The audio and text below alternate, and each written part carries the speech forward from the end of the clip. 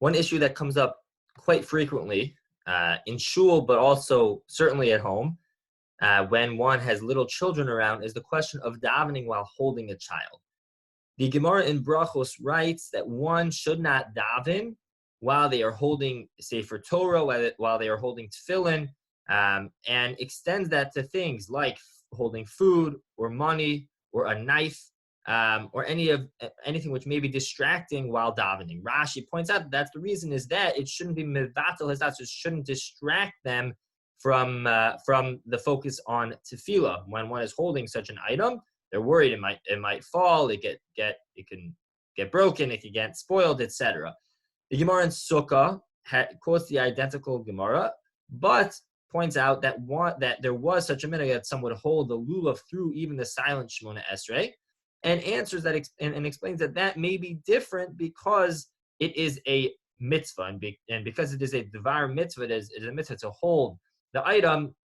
We are not as concerned about it being a distraction, but anything else which may be a distraction from tefillah should be avoided holding while davening. Rabbeinu Chananel in Sukkah adds in explicitly, even though the Gemara doesn't mention it, adds in explicitly that it's prohibited to daven with a child in hand. This is in fact ruled in Shulchan Aruch that one should not hold any of these items while davening, and except for something which is a dvar mitzvah like the lulav, then one would be allowed to. That's how he justifies that one could hold a sitter, because it's a necessity to hold for tefillah, and therefore, since it's there to help the tefillah, that would be okay. But anything else, which would be a distraction, would be a problem to hold.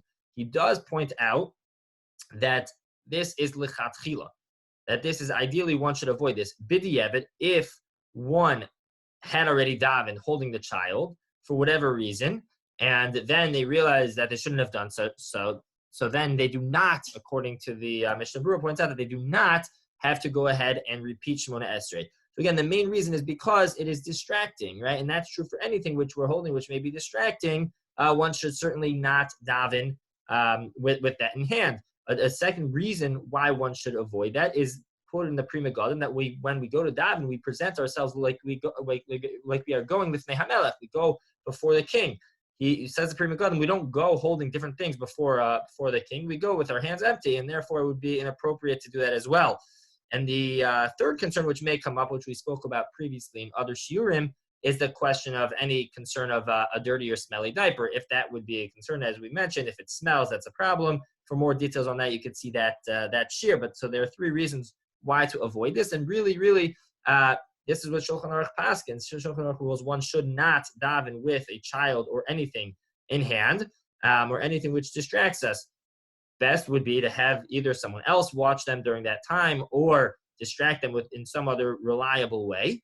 However, if there's a concern that they're going to distract us, then one should not daven in such a setting. If one has no outlet and no relief and no ability to find the time to daven without a child in hand or immediately next to them where they will distract them, then in fact, it seems one should not daven in that time and would be considered an onus, would be considered as if they had no other choice, and would be able to then make it up after in a following tefillah.